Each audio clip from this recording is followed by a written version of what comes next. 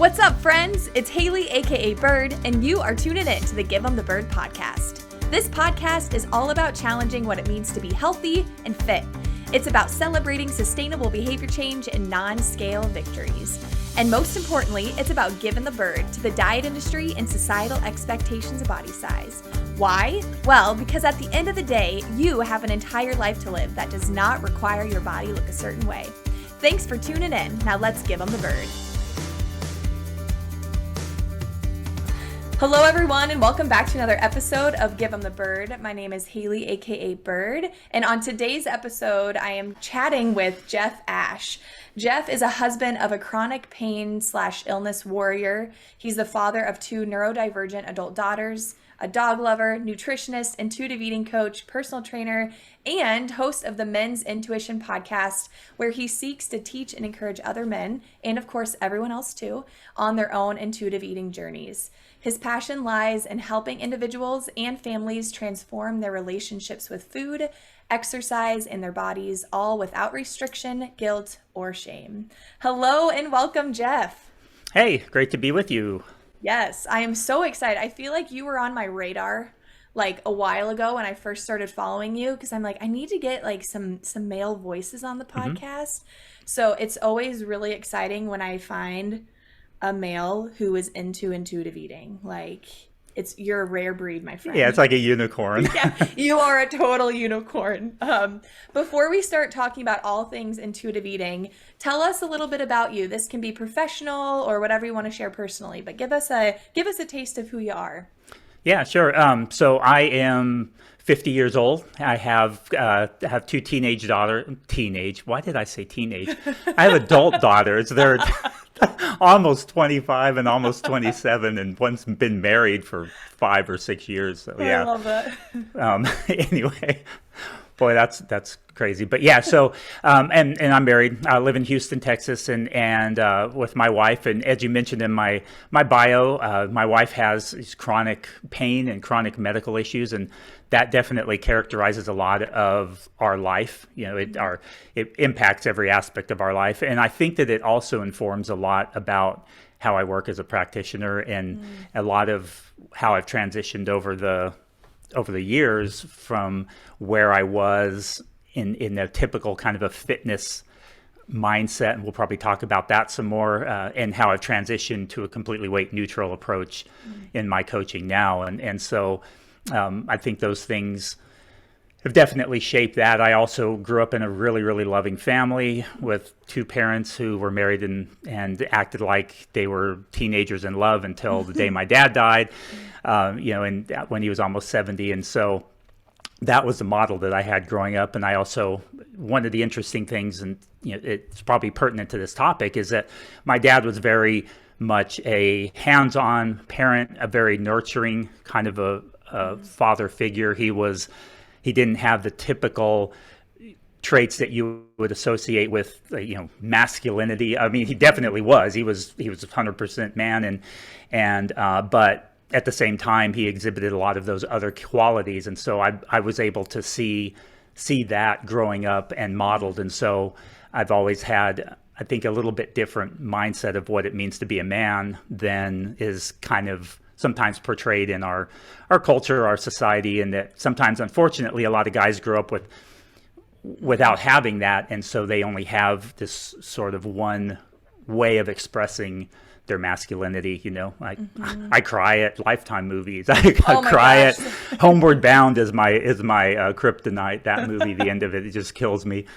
And so, and I'm not afraid to do that. I'm not afraid to admit that in front of guys, or cry in front of my wife, or that kind of thing. So anyway, that kind of gives you a little bit of a background on how this intuitive eating thing fits well with me and my personality. Totally. Yeah, it's like you were raised to be doing what you're doing, it sounds like. It's funny. My dad passed away. He would have been in his 50s, but very similar. Like, he was a farmer, because I live in Iowa, so farmers. Farmer, so very, which you think of like very masculine and just like, really hard working and all of that. He was also a musician though, and I think that kind of helped him tap into this like other side. And we always joke around because his favorite color was pink. He absolutely loved SpongeBob, which is just like a Oh, goofy me thing. too. Yeah. Yeah. And he was the same way, would like very open about crying. Like every time he talked about me and my sisters, like, oh, my daughters, he would start crying. He Hmm. would hug his friends and like kiss them on the cheek. And so yes, I love that like warmth and nurturing masculinity or just presence Hmm. because that's something that I, grew up with too. So again, another reason I think that I was so drawn to what you do and how you go about doing it. You had mentioned that your wife really kind of shifted the way you view fitness, and that's one thing that I love to talk about is how our perceptions and like definition of what it means to be healthy and fit has changed throughout the years. So I'm curious if you can kind of tell us from your perspective what that change was like. Where were you at and where are you now and how do you define healthy and fit? Yeah, it's really interesting because my first marriage, I shared this with you a little bit offline. I won't go into Yeah. detail because that'd be a whole episode. But my first marriage was extremely abusive. My wife toward myself and our daughters as well, and so we're dealing with the aftermath of that. But she passed away in 2010 from an undiagnosed cancer that we didn't know about. It caused some blood clots, and she just dropped dead. And so anyway, dealing with that has played a role in that too. But then a couple of years later, I met my wife on eHarmony, and we hit it off Oh, immediately. We were married less than a year later, and it's been fantastic. But about a month after we got married, she started having these major serious issues where she'd have these shooting pains in her head and her nose would start bleeding and she'd have blood come out her ears sometimes. And so, of course, you're thinking the worst in that. But the medical condition she has is a brain condition where you have too much spinal fluid pressure in your brain. And so it's this 24/7 pain in your head. wow. And then she also has lupus on top of that.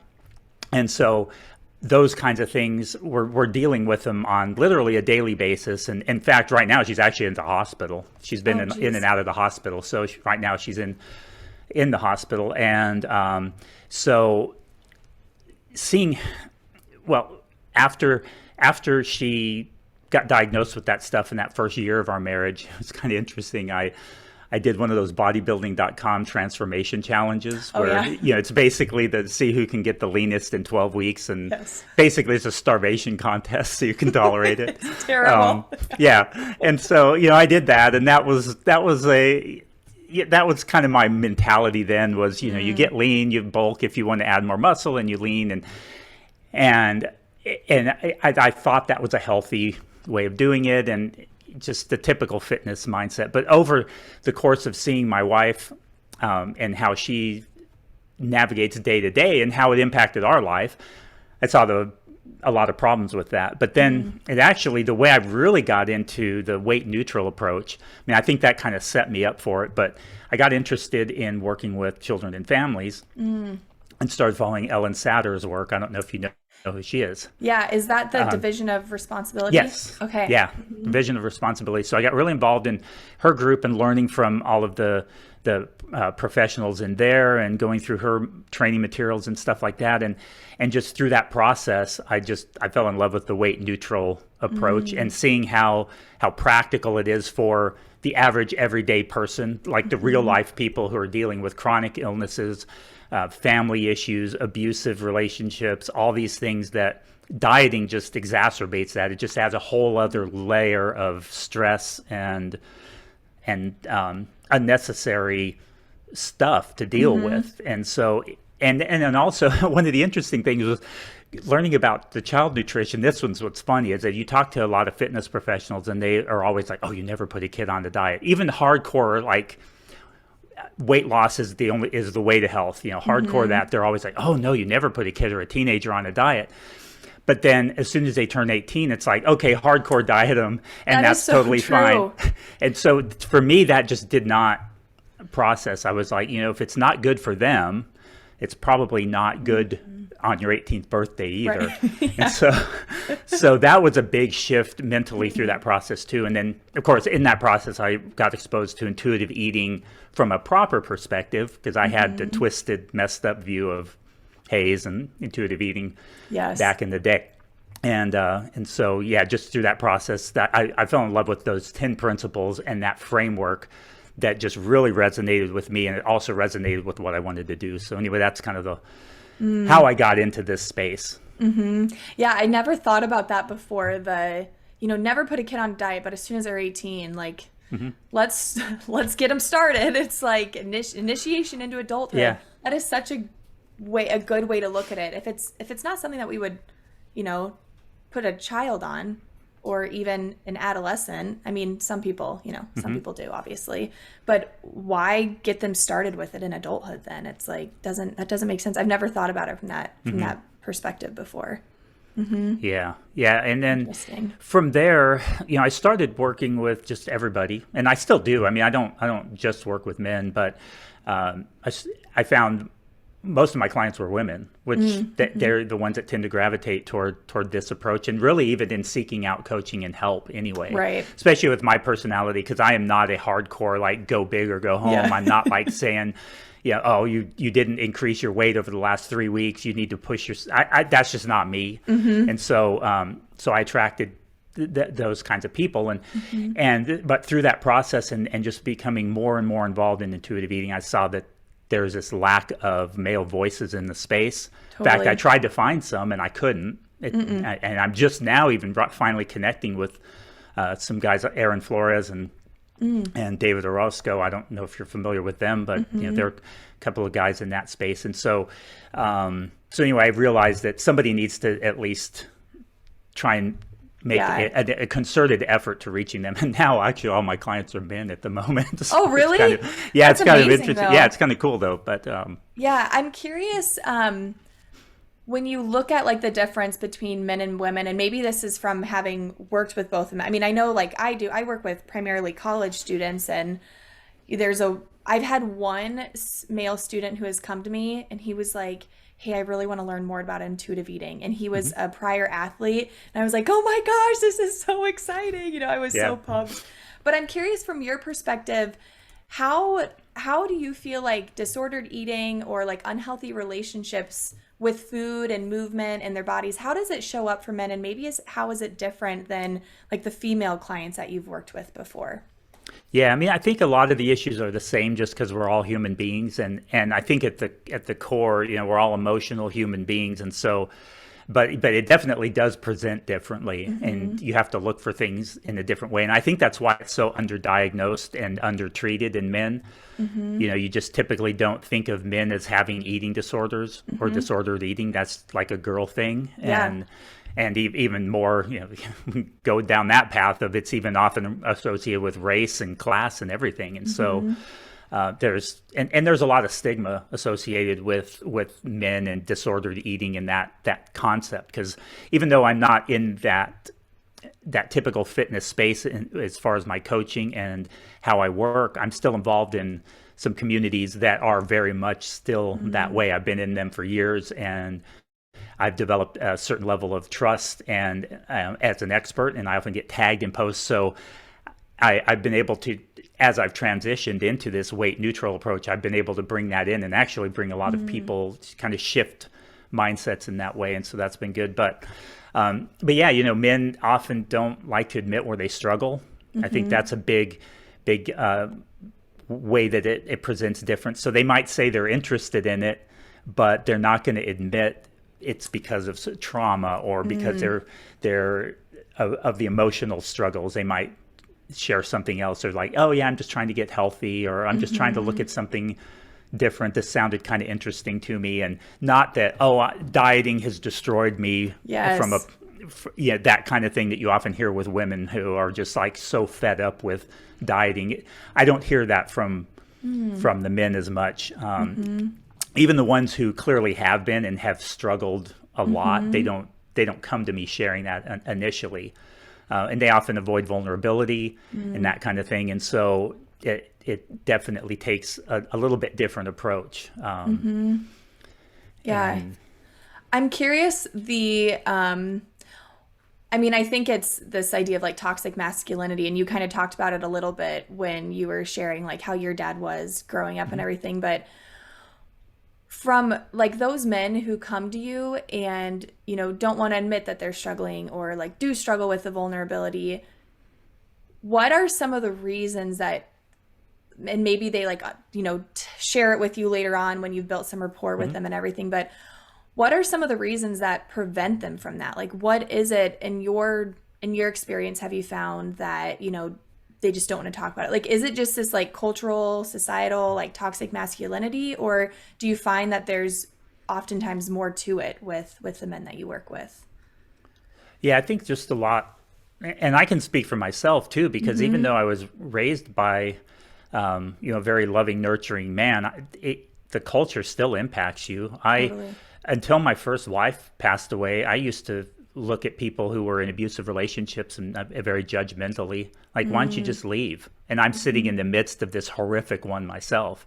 Wow. I would be judgmental about mental health issues. It's like, that kind of, what's the big deal? Why don't you just stop doing this or that? And so I had a very twisted way of viewing that lined up with that, as often referred to as that toxic masculinity. Totally. Just kind of like, suck it up. I mean, just move on. And for me, it took my wife passing away and then me finally being free of that, and then going into some counseling myself to realize just how messed up my thinking was on that, and then also to connect with what I had been dealing with and realize that what I was really doing was suppressing what was really going on inside. And I think that that's where a lot of men struggle, is because we're not encouraged typically to dig deep and to share and to figure out what's at the core of something so that we can deal with it and work on. We're taught more to not be vulnerable, do those things that are often associated with success, grit, determination, drive, motivation, discipline, all those things. And of course, those are really even more, that mentality is strengthened even more with this dieting mentality, because you often try and apply it there too. That made me think of when you said, even though, you were raised by like the way that your dad was, like very nurturing and everything, it didn't prevent you from still, taking on some of these like toxic traits or like harmful, masculinity traits. It reminds me too, I know I've talked with some folks before about, it's the same thing I feel like with diet culture. Like, we can be raised in a household that, like our parents don't diet. They don't really talk about body weight, like a very weight neutral household, but we can't protect our kids from how the world is going to impact them. Like that aligns so well. And you're exactly right. Like, it exacerbates all these other issues that kids or teens or even 20, 30, 40, 50-year-olds are already dealing with in the world, regardless of what, regardless of how they were raised. Like, we can't protect them from it all. And I know, like, as parents, I'm curious maybe if like parents have ever shared this with you, but that frustration, like this like need, I'm not a parent myself, but I can imagine this like need to want to protect a child, knowing that like no matter what I do, the world can still mess them up. Like, how, I don't know, do parents ever talk to you about that? And like what, or even from your experience, like what is that like as a parent? Yeah, definitely. I mean, that's one of the things that as parents, you want to protect your kids from all of these negative influences, and it often backfires when you try to, because sometimes you don't do it in the best way that is truly, there's this fine line between protection and like sheltering and keeping them from understanding it. And so yeah, that can definitely be a difficult thing to deal with. And because you get all these messages from the outside. And I think that my advice to parents, I did some of this, not nearly as well as I could have, but is to look for these signs and not just blow things off, not just ignore them or say, oh, that's just how teenagers are. But when you see things or when they ask questions, answer them. That's one thing I know that I would say I did really well with my kids, is that if they ever had questions, I told them. I told them about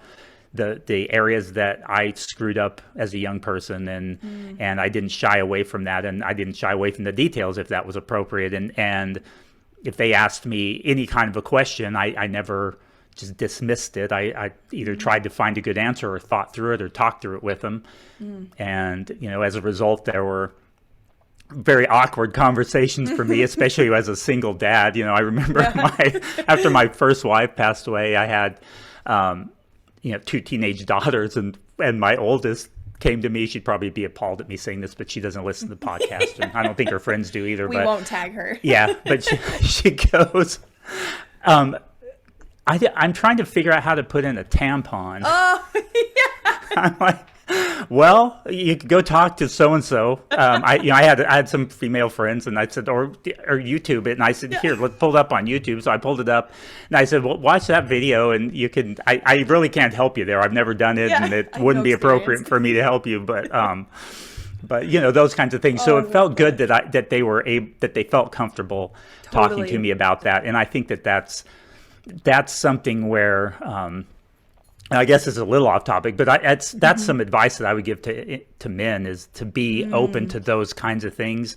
Typically, it's not uncommon for men to even be uncomfortable buying feminine hygiene products at the store, or even like, asking where they are. They're looking for a certain one or whatever. Yes. And I never had any issue with that, because I had wife and two daughters, and I took my youngest daughter for her first bra fitting, and so I love it.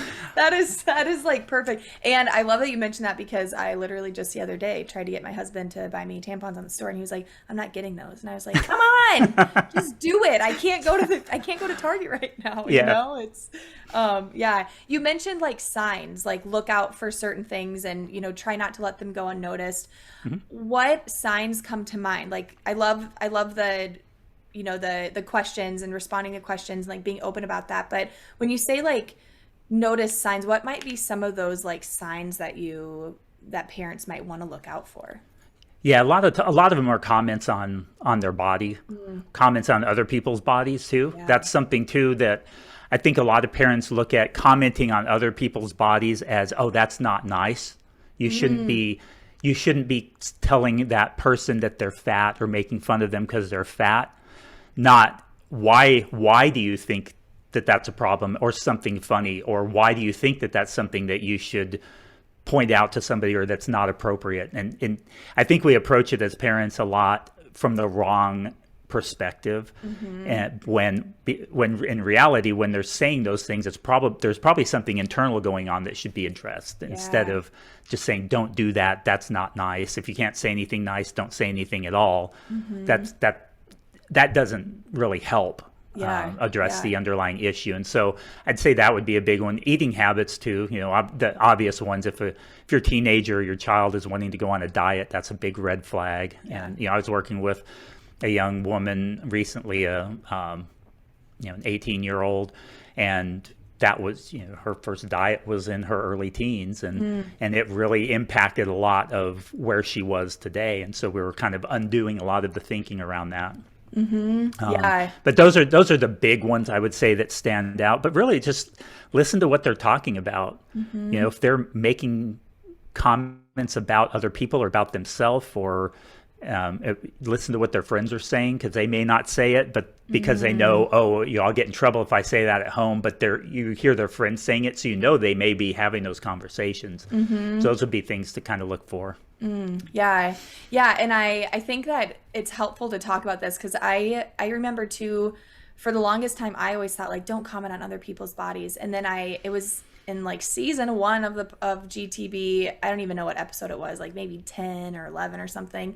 And she at the time was a local dietitian. She's now in Colorado. She's an eating disorder dietitian, but we talked about it, and she was like, and now I see it all over like social media and everything, but she had mentioned, if a kid says like, oh, mommy, that person is fat, or oh, daddy, that person is fat, it's not about like shushing them, because then they think that it's wrong, that like being fat is wrong. And that was really eye-opening to me, because instead it was just like, yep, they are in a larger body. They do have fat on their body, and that's okay. And you know what? Some people do and some people don't.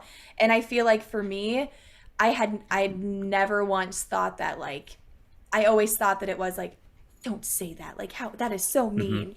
And so I think that it's worth like reiterating that, because a lot of parents, we have been taught like, be respectful, be kind. And that means not completely, it means hushing that and not saying those things, but really that like demonizes that body type and can cause issues down the road. So I love that you mentioned that, and that was like a really eye-opening thing for me. And I was like, thank God I don't have kids yet, or like I'm hearing this before I have kids, because I was about to really f them up. Like I was really gonna mess up their perspective. So well, that wasn't talked about as much back in the early 90s when I was having kids. And so and then even before that, it really was much more of that, you just say nice things. But the focus was on the behavior, the outward behavior, the outward things that came out of your mouth. It wasn't on a focus on changing the internal aspects of it. And so you have a whole lot of people, especially from like my parents' generation and prior to that, where the entire focus is on not saying it. But if you believe it internally, as long as you don't say it, it's okay. And that's just not, because it inevitably comes out. Yeah, I feel like it aligns even with like racism. Yeah, I was thinking the same thing.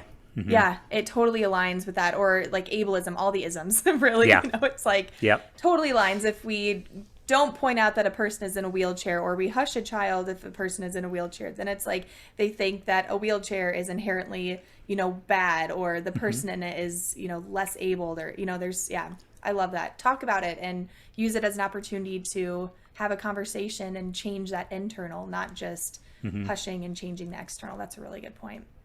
I love this. So, okay, let's talk a little bit more about men.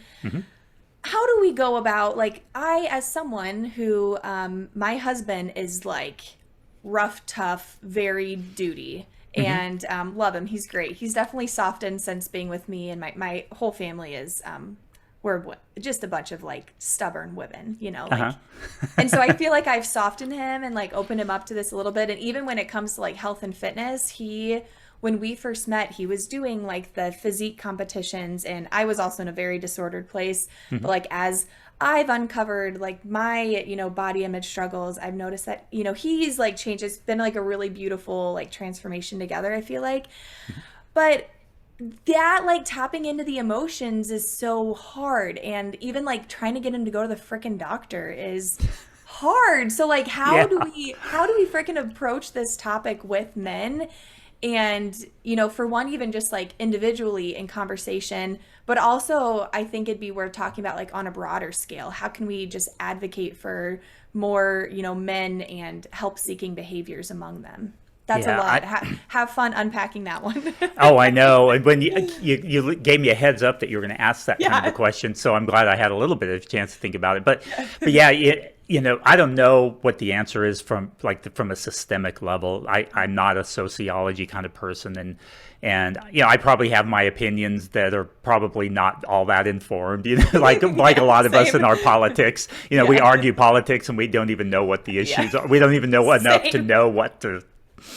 To know how much we don't know, but but anyway, with me, I'd say, and this is kind of something interesting with the reason I started this intuitive.eating.men account on Instagram is that trying to make it more normal and public to talk about these things and to talk about the principles of intuitive eating, and to also be a bit vulnerable myself.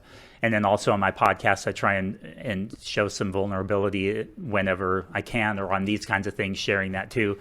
And trying to, I guess, lead by example, in the sense that you're modeling that it's okay to be a man, to be a 50-year-old man.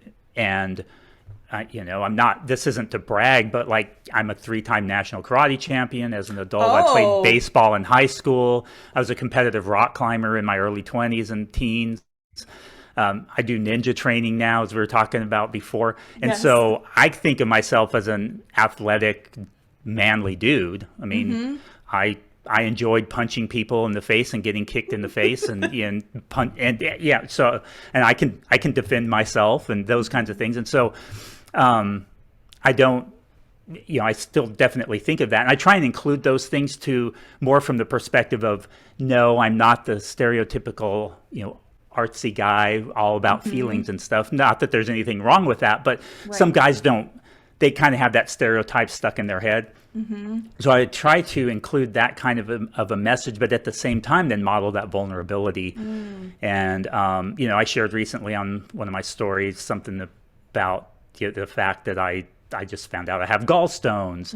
I went in to get a CT on my back, and they said, well, your back's fine, but you have gallstones. And so, and just recently, I just booked an appointment with a urologist because I'm having some prostate issues as far as, and so these are things I want to talk about publicly. And I'm actually been thinking through how I'm going to do some content going forward, because I don't know if I just have the typical 50-year-old dude enlarged prostate issues, or if I have prostate cancer, because my dad did. And so whatever the case may be, I want to make sure that guys, there may be awkward, what people view as awkward. I'm going to try and be as detailed about what's going on and make that much more normal, I guess, so guys feel more comfortable with that. Now, in my coaching at the individual level, I don't know if this is how you're supposed to do it, but it works for me and it works for my clients, but I'm very vulnerable with them. And so if they share something and it's somewhere where I struggled also, I'll share something very personal about myself if I think that it's going to help them to let down some walls and to say, oh, okay, this guy, he's actually a professional in this space and he struggles with having whatever food around too much, or sometimes he overeats too, sometimes he loses control around certain foods or whatever, and then it helps them to feel more comfortable for me to then share, here's how I worked through this, and here are some of the emotions that I dealt with. So I'm pointing out the fact that I struggle emotionally too. And so I think that that's been one of the big ways, and I think that I wish more men would be more vulnerable like that, especially those in leadership types of roles, coaches, people who are out there. And I think we've seen more of that in the culture. You see professional athletes now talking about their struggles with mental health, and even there's a ninja warrior competitor, Flip Rodriguez. He's a big name in the ninja warrior community, and he's recently come out talking about his childhood abuse and trauma and stuff, and that's become a big platform for him. And I think that those kinds of things, I think just continuing to do that, I guess that, kind of rambling here, but from a systemic level, I think that can be really helpful, is that if more men who have been through those things would just share what they've been through, other men can relate and say, okay, I can let down some of these walls. I can be a little vulnerable myself, and it's okay to cry, to talk about my feelings with another guy, and still be an elite athlete, or still be a karate champion, whatever it is. So, you really lead by example, I feel like, because I know that in like the coaching space, or maybe it's more of like the counseling sort of space, that not sharing, have a very distinct separation between like client and coach, or client and counselor. But I agree, like I find that especially with students who have like struggled, are in recovery, or have a current eating disorder, talking about like, I wonder, do you get this? And then they're like, oh my gosh, how did you know that? And it's like, well, how do you think I knew that? Like, I've experienced it myself, and they've done that. Yep. So I feel like you do such a good job of leading by example, and it would be really easy for you to talk about like, hey, men, speak up, men, share how you're feeling, and then for you to still be as guarded. And that would be the easy thing to do. But you're really kind of like walking the walk by sharing those things and being open. It's hard, because I'm like, so what do women do? Like how do we urge them? But I feel like whether it's sending them posts on Instagram from men like you who are open and share things, or just like consistently, like I even think about with Tyler, like kind of dipping my toes in, how does it make you feel? Like you have to feel something in response to that. Like, how does it make you feel? And he'll only be like, I don't know. I don't feel anything. Like, I think you feel something, but you're just not sure how to name it. But I think that's something else too, is this who I was talking with somebody about it, like we can't force them to go to the doctor, or and we think about just behavior change in general. They have to be in that like contemplation stage where they're kind of weighing the pros and cons of doing it. Like we can't force anybody to do something that they truly don't want to do on their own, so I don't know, do you have any ideas of how we can try to, like, from again, you're not a female, so this might be difficult, but from like a female perspective, and maybe from your own experience as a man, how you feel you might respond best to getting support? Does that make sense? Yeah. Kind of. Well, I would say that there is this sort of stereotypical nagging woman sort Yes. of thing that a lot of people refer to and think about, and I don't like that, but a lot of guys they're very sensitive to that whole nagging mentality.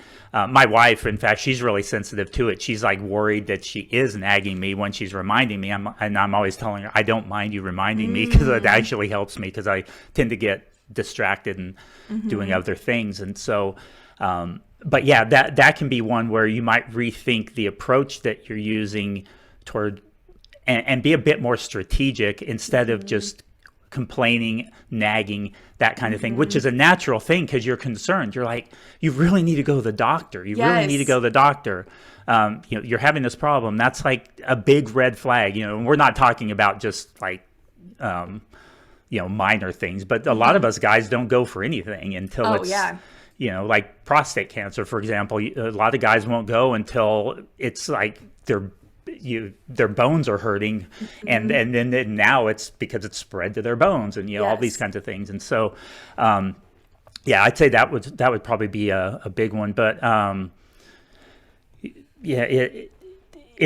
it can be really challenging because it's different for each guy. That's too. True. And it's hard too with the relationships, because depending on the kind of relationship you have with your spouse or partner or whatever, or child, or whoever it is, it can, that impacts it too, because history comes into play. So if you've been a nagging person for many years, and now you're like, okay, I really want them to listen this time, but they've almost got to a point where they've just tuned you out. It can be really hard in that way. And another one is that I think that sometimes, and this goes for men too, men and women both, we don't realize that they think of things in a different way. We think about things differently, and whether that's it's probably a combination of biological and societal, nature and nurture, both combining to that. But we think about things differently, and so sometimes we have to be a bit understanding. Like with the intuitive eating thing, a lot of women get really excited about it, and then they're frustrated because their male partner is not listening to them, and he's doing all these things, and he's like, well, what's the big deal? Do your thing and get off my back about weighing my food over here. Just what's that mean? What's the big deal? Just don't weigh your food anymore. Well, so sometimes it's a matter of being patient, even though it can be really difficult, because if that person's actually like in an eating disorder, you really can't be patient. But at the same time, there is this, we kind of have to be understanding that not all of us can just flip a switch to thinking and doing things differently. So I guess those would be some things that are big common things that I would say. But that patient things. I like this being strategic about it. Like I think that is really important, rather than always having a sense of urgency behind it too. And I think it gets down to just like healthy communication, and that's really what it is, like being able to communicate and being able to pick up on how the person is receiving the information that you're putting out there, and being able to adjust your approach based on that. So I think I think it is worth thinking about, like, how are we going about approaching it? Like, how are we asking them to go to the doctor? And if I have done the same thing, what is that? There's a quote from, is it Einstein? That's like, doing something if continuing to do something when it isn't work is like the definition of insanity or something. Yes, Yeah. yeah, something Yeah, like something. that. Yeah, I know which one you're talking about. I'm not good at remembering quotes, but I know which one you mean. I don't even know if it was Einstein, but it was Yeah. someone. But yeah, so I like that. Like, if you're struggling to get a man in your life to, seek support, or you want them to be more open about like their emotions, consider how you've gone about it in the past and be open to trying something new. Like, I think that's Yeah. a really good kind of tip that you mentioned there. Yeah, I think one practical strategy too for that would be that if you tend to find yourself, and this is something where you'd have to kind of pause and reflect a little, but if it looks like you're constantly nagging them in every area of their life, and you're really trying to get them to go to the doctor, as an example, or to listen to you with as far as your intuitive eating and how you've changed there, that you might think about what areas can I back off on that really aren't maybe as big a deal. Like, okay, I've been nagging him for 10 years because he leaves his dirty underwear in the middle of the floor. Is it that he's been doing it for 10 or 15 years anyway, so is it going to, it may pull stress off of yourself and them to not nag about that small little thing. I mean, that's just a obvious little thing that came up to me. But the smaller things that maybe you made a big deal about them before, but maybe you cannot. And so I used to tell my kids this all the time. I was like, if you're upset and screaming and yelling all the time, this is how their mom was, my first wife. Then we tend to tune it out. And so anytime that there's actually a serious or a big deal, we just tune it out because it's always loud. The same, this was what I would tell them with cursing too, is that, if you're going to drop the F-bomb because you dropped something heavy on your foot, I don't really care. But if you're just using it every like 2 seconds, and this is just the way the upbringing I had, it loses its effectiveness and that kind of thing. And so the same thing, or if you're yelling at your kids all the time, if you're always raising your voice, pretty soon, they just tune that out, and so you don't get the effect of it. And so I think that we can apply that same kind of a thing to this too, and find those major on the majors and minor on the minors. It's that idea of habituation, which is exactly. totally intuitive eating, like we talk about that. What is it with is it the make peace with food principle, where we talk about habituation? And it's like, if you never have ice cream around, when you do have ice cream around, it's going to be like, oh my God, I've got the ice cream around. But if you keep the ice cream around, it's going to lose some of its like excitement. And it's not in an attempt to, make ice cream boring. Absolutely not. We never want that to happen. But it's in a way to like take some of that like edge off of the ice cream. Or I think in the intuitive eating book, it's like the I love you, right? You hear I love you from your partner for the first time. It's like, oh my gosh, they love me. And then, 10 years down the road, when you just say it every time you get off the phone, blah, blah, blah, it's still super important, but it no longer, brings about that like giddy butterfly thing. So habituation, that totally aligns with intuitive eating. And I think you're right. Like, where can you maybe back off a little bit in order to prioritize this one thing that is super important to you? So I like that. That's strategic too. Yeah, and I've found my wife shares this example with her friends and stuff, and she said, and this is because I don't make a big deal out of very much, but she'll say, normally Jeff just kind of lets me do whatever and manage the finances. She was an accountant before she had all her medical issues, and so I pretty much hands off. If she wants to buy something, I'm like, if it, you're the one keeping track of it, go for it. Yeah. But or other things too. But if I'm really passionate about something and I have a very strong opinion about it, then I'll share it. And she knows that if I actually share it with that level of passion or strength, then she knows it's a big deal and it's probably something to consider, and we usually end up going that route.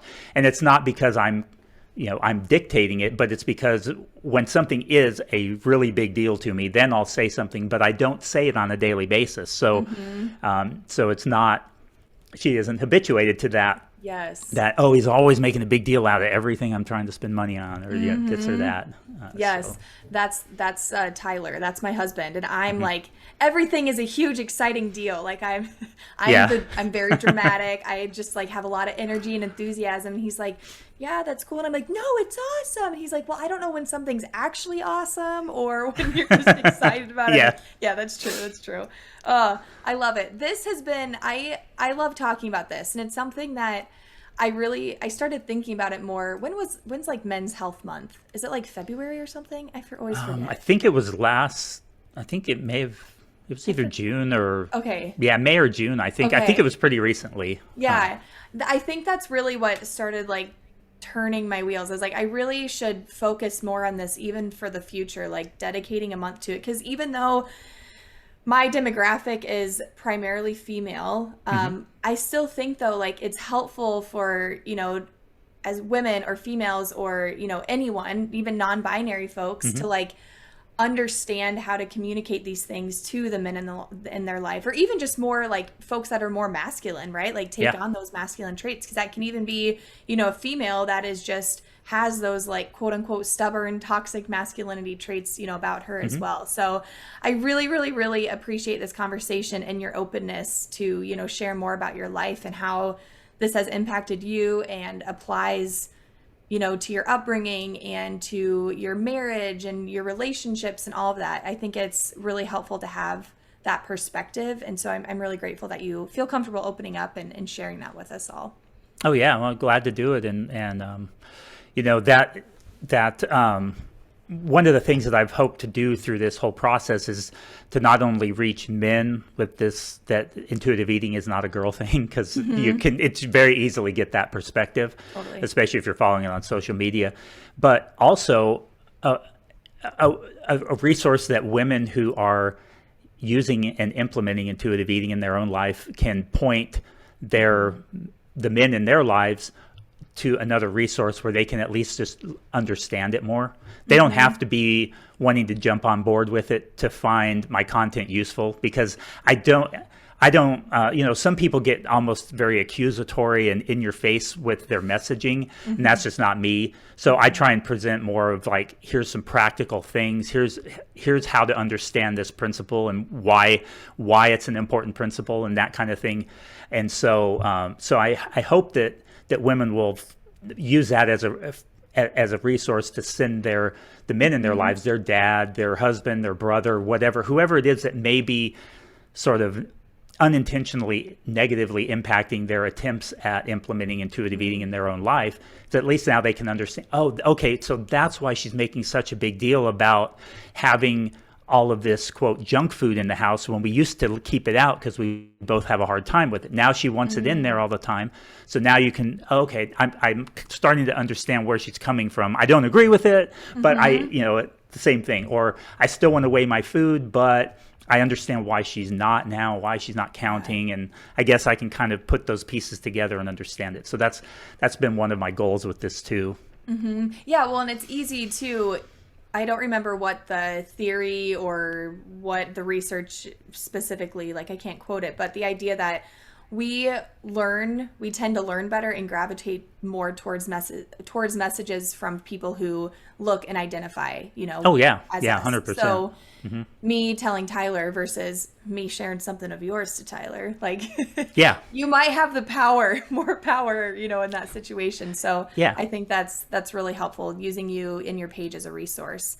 Can you plug all the things? I know you've mentioned your Instagram page, but feel free to plug that again, your podcast, what you offer. I feel like that would be really helpful, especially considering you mentioned that your clientele, I think you said right now, is like all men. So yeah, tell us more about where we can continue to learn more from you.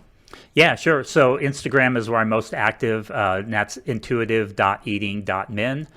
And I try and post there daily-ish.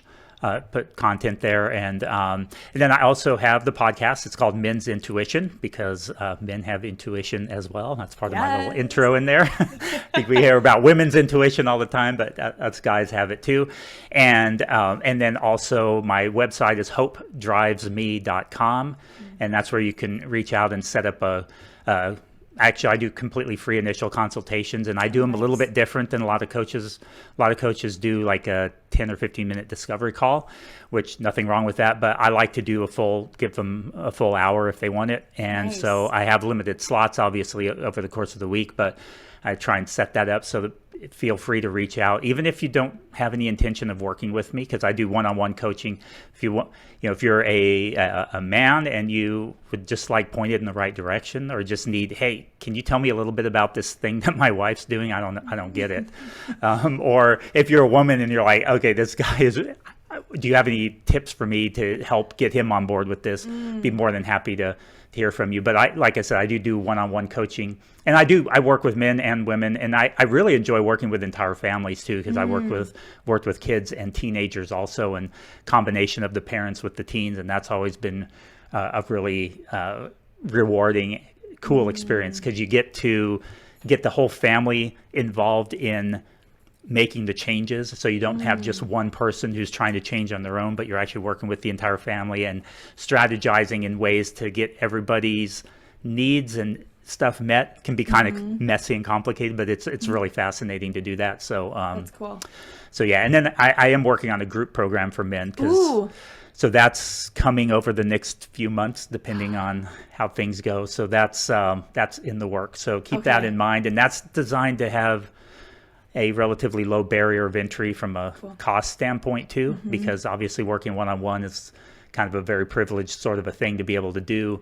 But I'm hoping that group coaching will give a lot of men the ability to get the support that they need while also learning about it, and do so in a way that won't break the bank. So. Yeah, and like build a community around this and feel comfortable talking about it to more men, and then they can take that with them in their life. Yeah. And you're changing the world, Jeff. Yeah. Well, I find these groups, one of the things that's really cool with the groups is you get this almost tribal mentality. So if I could get a group of a few hundred men who are like very passionate and tribal almost about intuitive, I know there's problems with that too, and I talk about that all the time, where it goes overboard too. But at the same time, if we could grow up some men doing that, that would be fantastic too. So. Well, sometimes you need like there's definitely pros and cons of it, but like the extreme tribal mentality in order to get like something started, then it's like, okay, now we can back off a little bit. Because that like extreme voice, those are always the loudest. They're catchier, people catch on them sooner. So that's awesome. Well, I'm excited to hear more about that, because I would love to promote it and share it with folks. So definitely once it comes out, it will probably be well after this episode drops. But definitely. I'll share it on my page too. So if folks happen to not be following you yet, hopefully they'll still see that. So, well, thank you so much. This has been awesome. I love chatting with you. I love, again, your openness and everything. So I just want to thank you again, because this was awesome, and I can't wait to share it with listeners. Well, thanks for having me on. Really enjoyed it too. Thanks for tuning in to another episode of GTB. If you're enjoying this podcast, feel free to head on over to Apple Podcasts and rate, review, and subscribe.